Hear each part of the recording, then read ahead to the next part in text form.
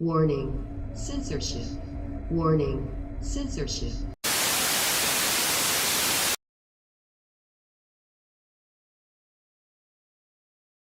There are many more people, millions of people, who, for whatever reason, have concerns about the vaccine, who just don't know what's in it for them. And we need to make it clear to them that the vaccine is the ticket back to pre-pandemic life.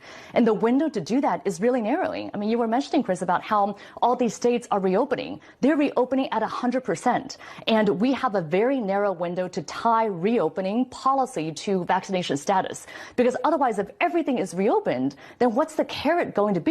Because otherwise, if everything is reopened, then what's the carrot going to be? How are we going to incentivize people to actually get the vaccine? So that's why I think the CDC and the Biden administration needs to come out a lot bolder and say, if you're vaccinated, you can do all these things. Here are all these freedoms that you have. Because otherwise, people are going to go out and enjoy these freedoms anyway.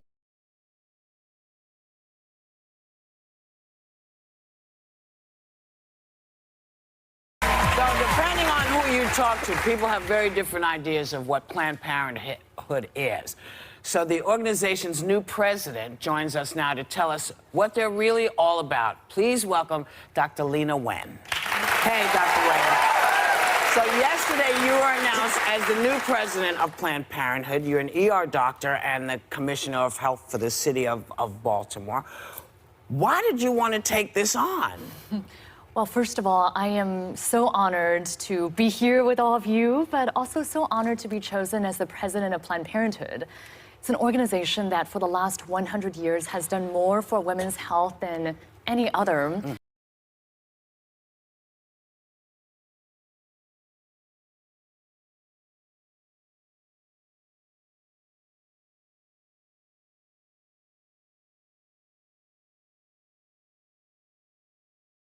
As founder of the American Birth Control League, which later became Planned Parenthood, Margaret Sanger was no doubt a controversial figure with disturbing views on eugenics, race, and population control.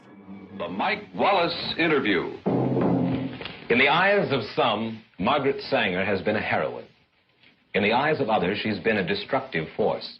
In her own words, Sanger pushed for a society that limited births to those she deemed fit to have children. I think the greatest sin in the world is bringing children into the world that have disease from their parents, that have no chance in the world to be a human being, practically.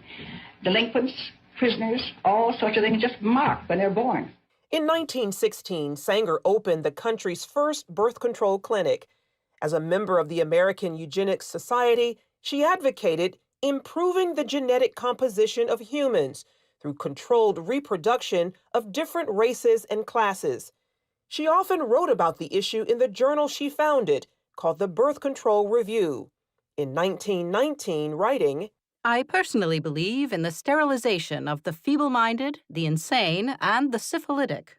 The most urgent problem today is how to limit and discourage the over-fertility of the mentally and physically defective. In the 19-teens and 20s and 30s, eugenics was a very popular idea among people who were educated and elite. And so Sanger took this idea that some people were fit and some people weren't, and she connected it to population control with the slogan, quality, not quantity. And so her idea was that really this was going to save, the human race, that we were going to breed people who are of a higher, quote unquote, quality, instead of just having lots of people.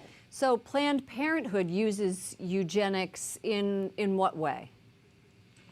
It's very clear in the early documents of Planned Parenthood that they were committed to eugenics. Now, after World War II, eugenics really lost a lot of popular support because people saw how murderous it could become. So after World War II, eugenics goes underground, and it really becomes much more closely fused into population control. So I say population control is eugenics with a passport.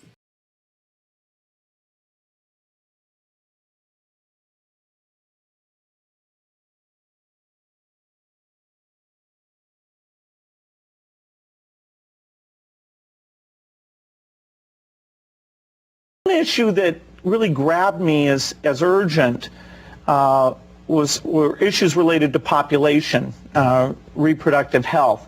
But did you come to reproductive issues as an intellectual? When I was growing up, my parents were always involved in various volunteer things. My dad was head of Planned Parenthood, and it was very controversial to be involved with that. Gates tips his hand when he equates issues related to population with reproductive health. The topic is particularly controversial because population control and reproductive health have been used for half a century as a euphemism for eugenics, the discredited pseudoscience that holds that certain families are fit to be leaders of society by virtue of their superior genes. As we saw in Why Big Oil Conquered the World, eugenics was a field named and codified by Francis Galton, cousin of Charles Darwin. Ostensibly concerned with heredity and what would later be known as genetics, the eugenicists believed that the rich and powerful were rich and powerful not because of luck or chance or happenstance, and certainly not from the deployment of cutthroat business tactics and underhanded dealings. No, the rich and powerful had attained their status because they came from better stock. Conversely, the poor were poor because of their defective germplasm.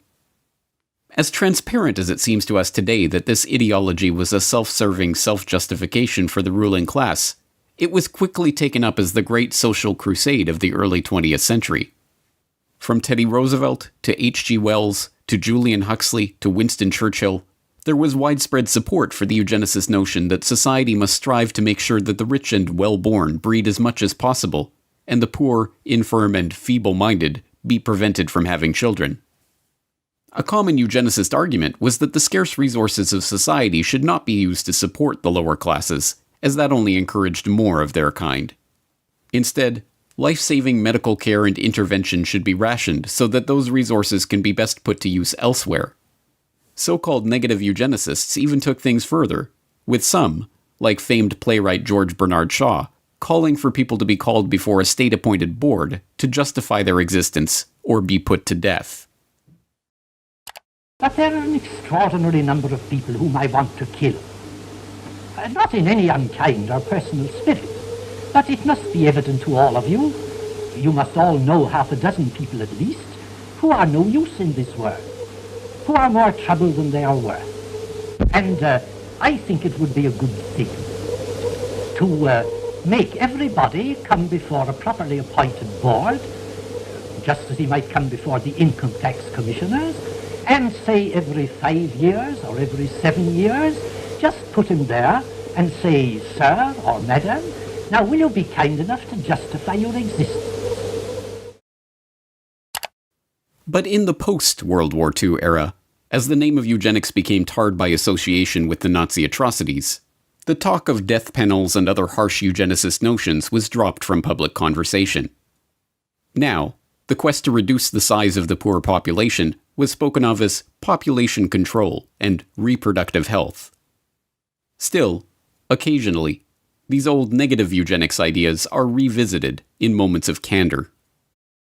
You're raising tuitions at the University of California as rapidly as they can, and so the access that used to be available to the middle class or whatever is just rapidly going away. That's a trade-off society is making because of very, very high medical costs and a lack of willingness to say, you know, is spending $1 million on that last 3 months of life for that patient, would it be better not to lay off those 10 teachers and to make that trade-off in medical costs? But that's called the death panel, and you're not supposed to have that discussion. First, we've got population.